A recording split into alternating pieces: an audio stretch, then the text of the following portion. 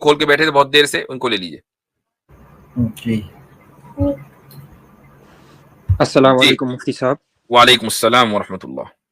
مفتی صاحب جزاک اللہ مجھے ویڈیو اسٹریم پہ لینے کا. میں ریسنٹلی ہی آپ کی ویڈیوز دیکھنا شروع کی ہیں, and the work you're doing on all these atheists and all these things, I really admire that.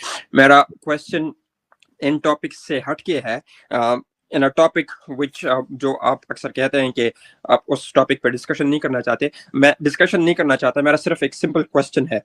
میرا تعلق بھی اہل سنت والجماعت سے ہے, بٹ جو چاروں ائمہ ہیں ہمارا ایمان ہے کہ وہ سارے صحیح راستے پہ ہیں, بٹ پھر بھی ہمارے علماء کرام کہتے ہیں کہ ان سب میں سے بھی آپ کو صرف ایک کی اتباع کرنی چاہیے. But the country we are living in the western countries, ہم جن مساجد میں جاتے ہیں جو کہ حنبلیوں کی ہوتی ہیں, میں جاتا ہوں, میں ہر مسجد میں نماز پڑھتا ہوں. My question is why is it important to follow one imam, and is it important... آپ کیلیفورنیا میں رہتے ہیں؟ نہیں جی, میں آئرلینڈ میں رہتا ہوں. جی آئرلینڈ میں, اوکے. جی ٹھیک ہے. تو ایک امام کو فالو کرنا کیوں ضروری ہے, اور کیا ایک امام کو فالو کرنا ہی ضروری ہے؟ میں نے کچھ اور علماء سے بھی یہ کویشچن پوچھا, تو وہ کہتے ہیں کہ اگر آپ ایک امام کو چھوڑ کے اگر آپ ملٹیپل اماموں کو فالو کرتے ہیں تو اس میں آپ کی نفسانی خواہشات کی اتباع ہوتی ہے. لیکن اگر میں ان کو اپنی مجبوری پیش کروں, جیسے کہ میں آپ کو دیکھیں, آپ نے تمہید اس طرح باندھی ہے اور آپ خود اس بات کا اعتراف کرتے ہیں کہ میں اس طرح کے ٹاپکس کو انٹرٹین نہیں کرتا ہوں, اور اس کی وجہ ہے, ایسا نہیں ہے کہ میں اس موضوع کا پر آپ کو جواب نہیں دے سکتا, لیکن یہ میری چوائس ہے کہ میں کسی حکمت کے پیش نظر ان موضوعات کے اوپر گفتگو نہیں کرنا چاہتا, چونکہ پھر تقلیدی موضوع نہیں ہے, پھر مجھے مشاجرات صحابہ پر بھی بات کرنی چاہیے, پھر مجھے ہر فرقے کے تعلق سے بات کرنی چاہیے, صرف تقلید یا اتباع امامی کیوں. اس لیے ہم لوگوں نے جو اس کا جو طریقہ نکالا ہے وہ یہ کہ ہماری ٹیم ہی کے ایک ممبر مفتی عبداللہ منہاج صاحب ہفتے میں ایک دن غالباً منڈے کو وہ اسٹریم کرتے ہیں. ان موضوعات کے اوپر آپ ان سے گفتگو کریں, انشاءاللہ وہ آپ کو تشفی بخش جواب دیں گے.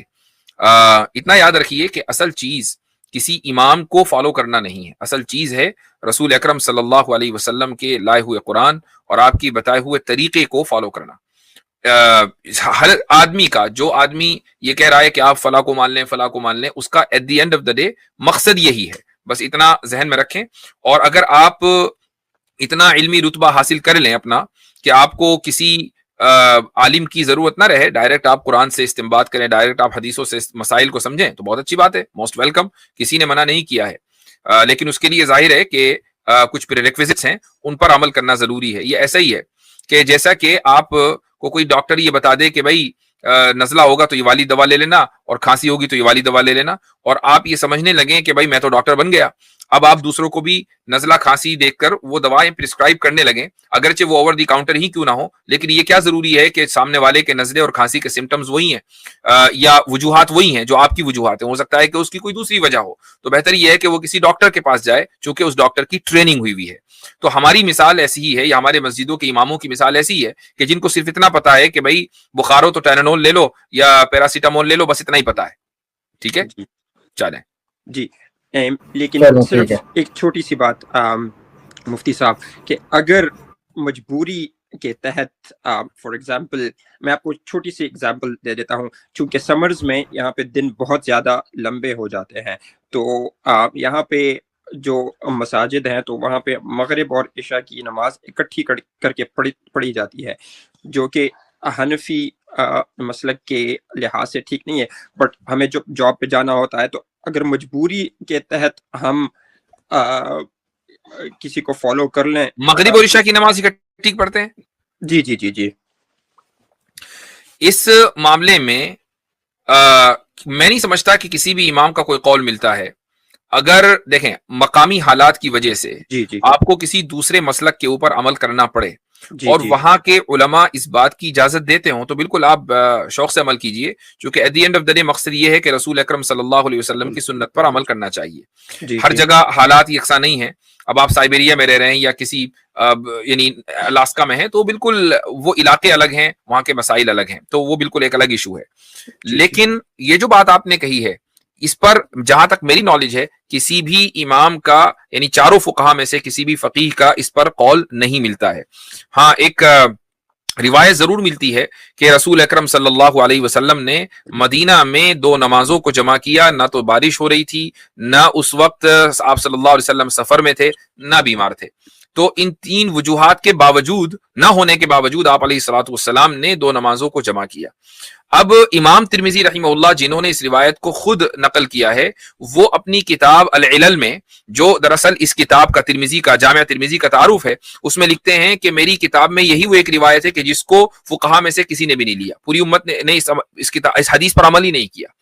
یہ الگ بات ہے کہ بعد میں بہت سے حنفی علماء نے یہ دعویٰ کیا کہ ہم نے کیا ہے اس حدیث کے اوپر عمل، اور وہ اس طریقے سے کہ آپ علیہ السلام، ہم اس حدیث کو اس طریقے سے سمجھتے ہیں کہ آپ علیہ الصلوۃ والسلام نے ظہر کی نماز کو بالکل آخر وقت میں پڑھا ہوگا اور عصر کی نماز کو اول وقت میں پڑھا ہوگا، تو جو دیکھنے والا ہے وہ سمجھے گا کہ آپ علیہ الصلوۃ والسلام نے دونوں نمازوں کو جمع کر دیا. تو اب آپ دیکھیں کہ یہ ایک اکیڈمک اختلاف ہے. اس بنیاد پر آپ یہ نہیں کہہ سکتے کہ فلاں آدمی اہل سنت سے خارج ہو گیا، یا وہ منکر حدیث ہو گیا، یا وہ جہنم میں جائے گا. یہ حدیثوں کو فقہا نے الگ الگ انداز سے سمجھا ہے. جزاک اللہ مفتی صاحب. اسی طرح کے چھوٹے چھوٹے جزاکم اللہ خیر. اگلوں کو بھی موقع دینا نا. ٹھیک. آپ مفتی منہاس صاحب کی اسٹریم پہ جائیں. حضرت نے ایک دن بتایا لیکن آ رہے ہیں کہ وہ 2 دن کر رہے ہیں آج کل شاید، تو آپ چلے جائیں ان کے پاس. چلے ماشاءاللہ. 2 دن کرتے ہیں اور وہ بھی ایک دن میں 2 بار کرتے ہیں شاید. ایک تو سنڈے کو صبح مارننگ میں، منڈے کو مارننگ میں، اور پھر منڈے کو شام کو 7 بجے. کبھی کبھی کرتے ہیں، لیکن کرتے ہیں. اچھا ہمارے ساتھ ہیں رشی. سبق پھر پڑھ صداقت کا، عدالت کا، شجاعت کا، لیا جائے گا تجھ سے کام دنیا کی امامت کا. سبق پھر پڑھ صداقت